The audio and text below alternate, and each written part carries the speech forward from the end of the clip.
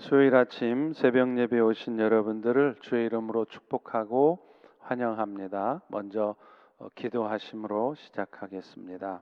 하나님, 오늘도 우리를 육신의 잠으로부터 깨워주시고 우리의 영혼을 새롭게 하시도록 은혜의 자리로 나오게 하신 것을 감사합니다. 오늘 우리의 귀에 들려지는 생명의 말씀이 우리의 마음속에 있는 모든 어둠과 염려와 두려움을 몰아내게 하시고 오히려 주님이 주시는 평강과 기쁨, 소망이 넘치는 시간 되도록 인도하여 주시옵소서. 예수님의 이름으로 기도합니다. 아멘. 네, 오늘 같이 나누는 말씀 데살로니가 후서 2장 13절부터 15절 말씀을 가지고 주의 사랑을 입은 자들이라는 말씀으로 같이 은혜를 나누겠습니다. 여러분, 제가 봉독해 드릴 때 눈으로 따라서 읽으시기 바랍니다. 주께서 사랑하시는 형제들아, 우리가 항상 너희에 관해 마땅히 하나님께 감사할 것은 하나님이 처음부터 너희를 택하사 성령의 거룩하게 하심과 진리를 믿음으로 구원을 받게 하심이니, 이를 위해 우리의 복음으로 너희를 부르사 우리 주 예수 그리스도의 영광을 얻게 하려 하심이라. 그러므로 형제들아, 굳건하게 서서 말로나 우리의 편지로 가르침을 받은 전통을 지키라. 아멘. 여러분, 자존심과 자존감의 차이를 아십니까? 자존심은 내 스스로가 나를 높이는 것이고요. 자존감은 하나님께서 나를 높여주는 것입니다. 그런데 이 자존심을 많이 가진 분들은 자신도 모르는 사이에 열등감을 갖게 되기 쉽고요. 또 질투하는 마음, 시기하는 마음이 많습니다. 그런데 대신에 자존감이 높으신 분들은 오히려 충분히 열등감을 느낄 만한 상황에서도 열등감을 별로 갖지 않고 또 다른 지체들에 대해서도 질투하거나 시기하는 마음이 많지 않습니다.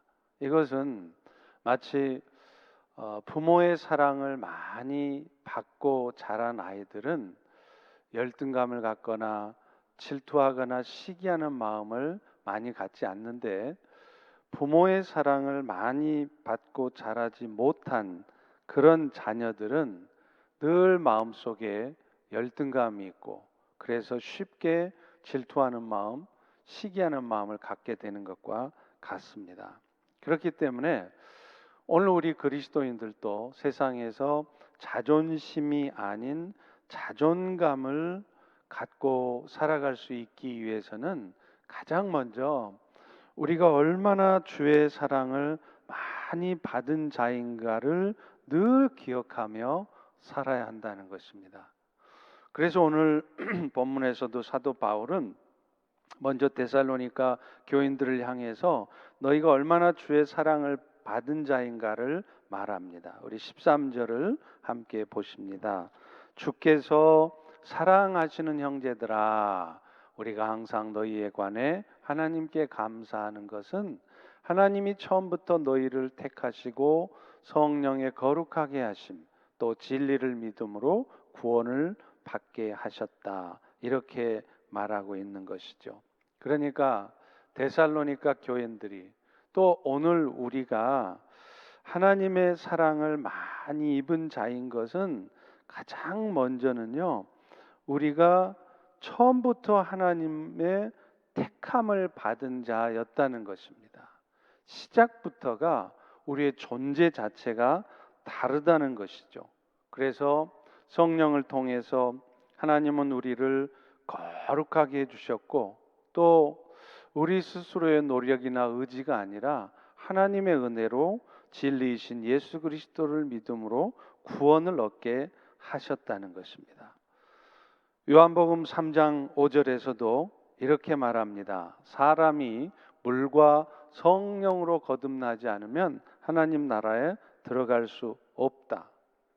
아무리 돈이 많은 사람도, 대통령처럼 아무리 권력이 많은 사람도 성령께서 역사해 주시지 않으면 우리는 하나님 나라의 백성이 될 수 없다는 것이에요.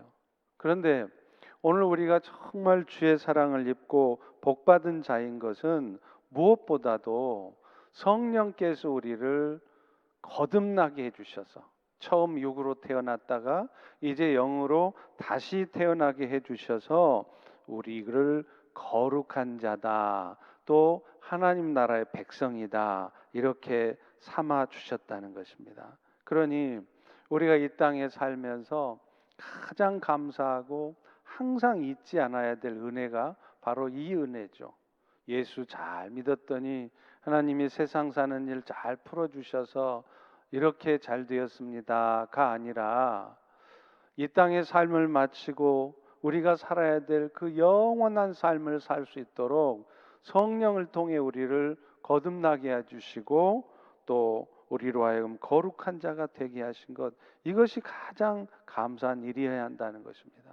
또 그것뿐입니까? 오늘 13절 후반부에도 얘기하듯이 너희가 진리를 믿음으로 구원을 받게 하셨다라고 말하잖아요. 여기서 말하는 진리는 말할 것도 없이 예수님이십니다. 요한복음의 14장 6절에도 말씀하시잖아요. 내가 곧 길이요 진리요 생명이니 나로 말미암지 않거든 아버지께로 가서 생명을 얻을 자가 없다는 거죠. 그런데 하나님께서는 우리의 어떤 의지와 노력으로도 하나님 앞에 나아갈 수 없는 우리들에게 진리이신 예수 그리스도를 알게 하시고 또 그분을 믿음으로 말미암아 우리에게 잃어버렸던 하나님의 생명을 찾게 해 주셨다는 것입니다. 그래서 예수님의 십자가의 공로로 말미암아 모든 죄의 대가가 대신 치러지게 하신 것, 이것이 사실은 우리가 가장 기뻐하고 감사해야 할 것이고, 우리가 늘 잊지 않아야 될 것이 우리 모두가 바로 이런 사랑을 입은 자다라고 하는 것입니다. 그래서 이런 사랑을 늘 기억할 때 세상 사는 일이 조금 힘들고 뜻대로 좀 되지 않아도 우리의 마음속에 있는 기쁨을, 감사를 잃지 않게 되는 것이죠. 자존감을 가지고 살아갈 수 있게 되는 것이죠. 자, 사도 바울은요, 이제 이렇게 주의 사랑을 입어서 자존감이 높은 자라면 이 땅에 살면서 해야 될 일이 있다는 겁니다. 그거를 15절은 이렇게 말하고 있어요. 그러므로 형제들아 굳건하게 서서 말로나 편지로 가르침을 받은 전통을 굳게 지켜라. 여기서 말하는 전통이라는 것은 tradition, 그런 의미가 아니라 사도 바울이 가르쳐준 복음의 말씀 전부를 말하는 것입니다. 그런데 그 바울의 가르침대로, 복음의 말씀대로 우리가 이 땅에서 주님의 사랑을 받은 자처럼 행하기 위해서는 먼저 필요한 것이 있는데 그것이 굳건하게 서는 것이라는 겁니다. 사실 복음의 은혜를 입고 우리가 영원한 나라에 들어가기 전에 이 땅을 살아가면서 우리는 많은 사탄의 공격과 또 어려움들을 겪게 됩니다. 그때 우리는 쉽게 마음을 빼앗겨서 나도 모르게 마음속에 염려가, 두려움이 가득 차게 되고요. 안 그러려고 해도 나도 모르게 입에 불평이 나오고 또 남을 원망하는 그런 마음들, 미워하는 마음들이 생기는 것을 다 경험합니다. 저도 그렇습니다. 그런데 그럴 때 사도 바울은 뭐라 그러냐면 먼저 네 마음을 굳건하게 하라는 것입니다. 그럼 어떻게 우리가 그런 상황 속에서도 어둠에 빠지지 않고 마음을 굳게 지킬 수 있을까요? 먼저는 아까 말한 것처럼 내가 주의 사랑을 입은 자라는 사실을 다시 기억하는 것이죠. 뭐 대통령 딸 정도가 아니라 국회의원 아들 정도가 아니라 우리는 하나님의 아들이며 예수 그리스도의 구원의 은혜를 입은 자라는 사실을 먼저 기억하는 것입니다. 그럴 때 우리는요, 세상 것 좀 손해보고 또 이런저런 힘든 상황이 온다 할지라도 그것들 때문에 마음이 빼앗겨져서 세상 사람들과 하나도 다름없이 똑같이 염려하고 두려워하고 어둠에 빠지고 그렇지 않을 수 있다는 겁니다. 또 하나는요, 결국은 모든 사탄의 권세를 무찌르고 승리하신 주님께서 지금 이 시간에도 나와 함께 동행하시고 함께 하신다는 사실을 기억해야 한다는 겁니다. 그럴 때 우리는 두려워하거나 염려하지 않을 수 있습니다.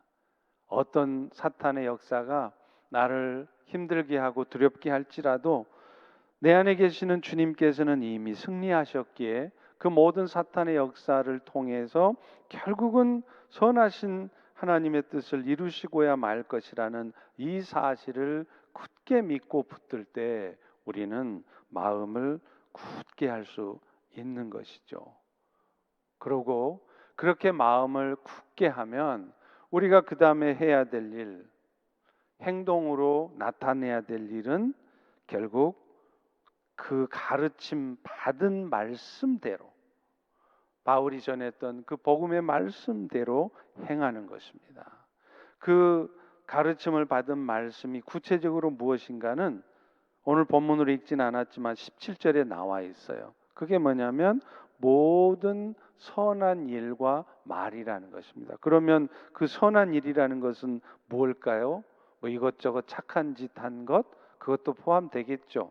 근데 궁극적으로는 아가페의 사랑을 나타냄으로 말미암아서 나 때문에 세상의 영혼들이 구원되는 일, 그게 가장 선한 일이라는 것입니다. 예수님께서는 부활 승천하시면서 남은 제자들에게, 오늘 우리들에게 두 가지의 명령을 주셨죠. 잘 아시죠? 하나는 선교 명령입니다. 마태복음 28장 19절 20절에도 나와 있듯이 너희는 모든 족속에게 가서 제자를 삼으라. 그래서 저희 펠로십 교회의 목적도 모든 족속을 제자 삼아 하나님께 영광 돌리는 것이다라고 분명히 선언하고 있잖아요. 그런데 예수님은 또 하나의 명령을 주셨는데 그게 사실은 그 선교 명령을 이루기 위해서 우리에게 필요한 일이라는 거예요. 그게 요한복음 13장 34절인데 내가 너희를 사랑한 것 같이 서로 사랑하라.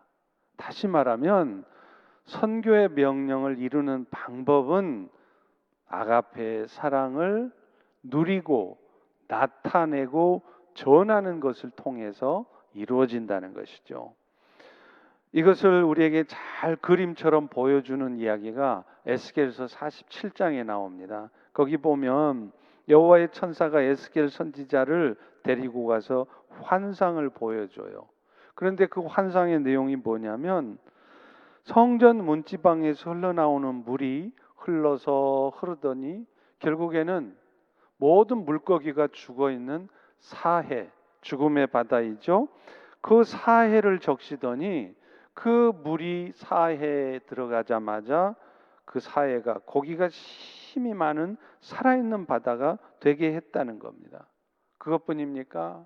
그 물을 먹고 자란 강의 좌우의 나무들은 늘 그 잎이 시들지 않고 열매가 끊이지 않았다는 거예요. 그리고 무엇보다도 그 나무의 잎사귀들은 약재료가 되었다라고 말해요. 그런데 그 약재료가 뭐냐면 여호와 라파 할 때 라파라는 단어입니다. 다시 말하면 결국 뭡니까? 성전 문지방에서 흘러나오는 물이 죽은 바다를 살리고 과실을 많이 맺게 하고 잎사귀가 약재료가 되게 해서 많은 사람을 살린다는 것이죠. 그렇다면 에스겔 선지자가 보여주었던 환상 가운데 그 성전 문지방에서 흘러나오는 생명수는 뭐겠습니까?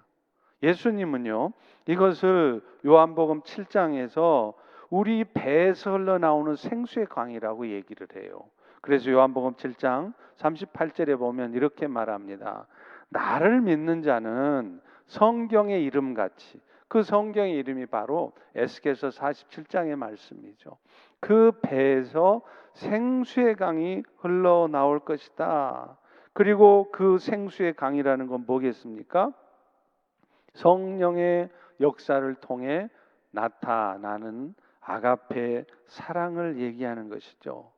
그래서 그 생수가 성전 문지방에서 흘러나오는 물이 사해를 살리고 열매를 많이 맺게 하고 잎사귀가 약재료가 되게 했던 것처럼 그 성령으로 말미암아 나타난 아가페의 사랑이 우리로 하여금 많은 영혼을 구원시키는 영혼 구원의 열매를 맺게 하고 또 그 사랑을 받은 자로 하여금 수많은 영혼을 살리는 자가 되게 했다는 것입니다.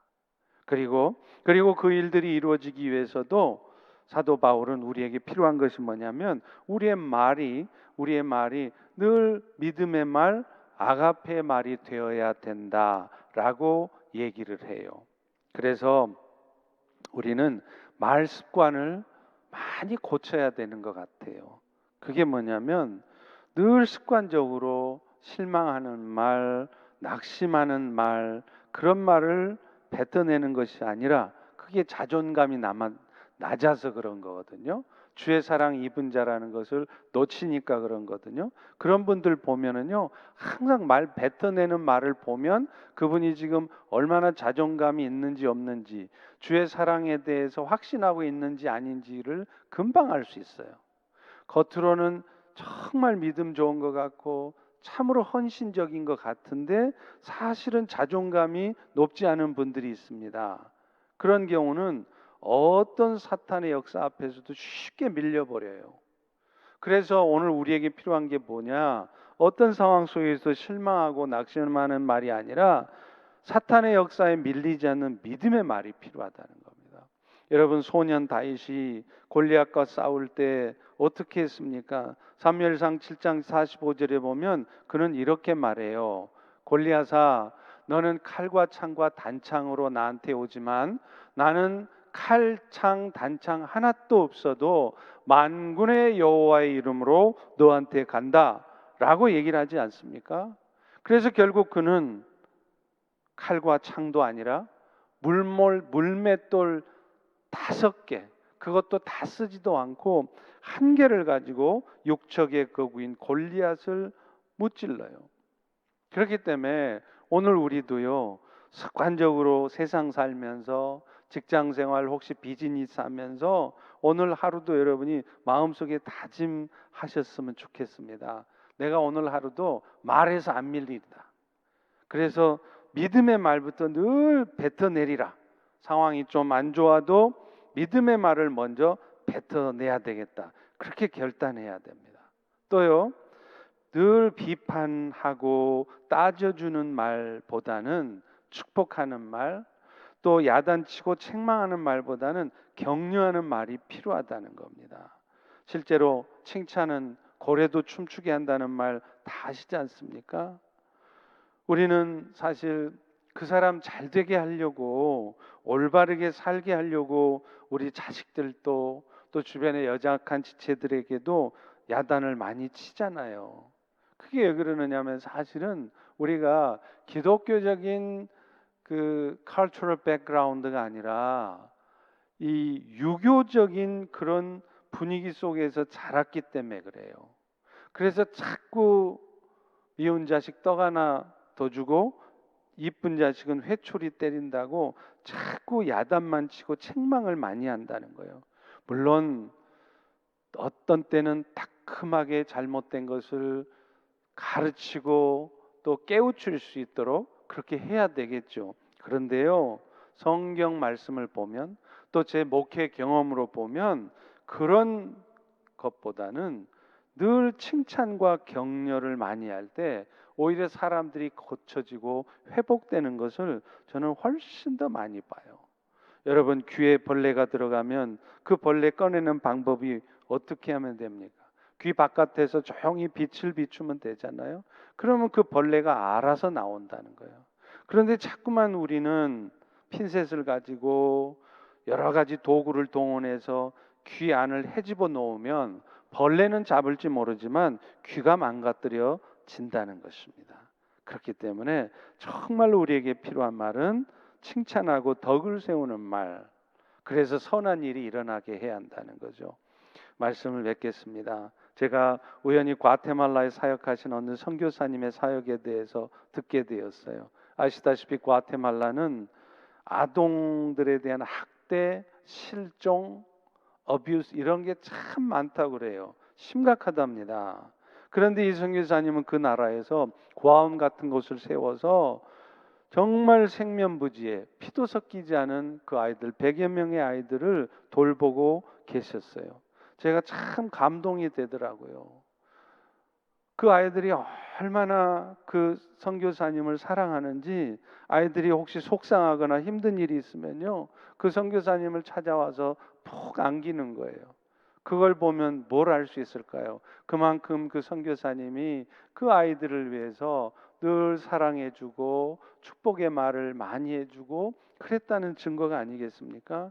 그런데 제가 정말 감동받았던 것은요, 그렇게 사랑으로 양육받은 아이들이 장래 희망을 적어냈더라고요.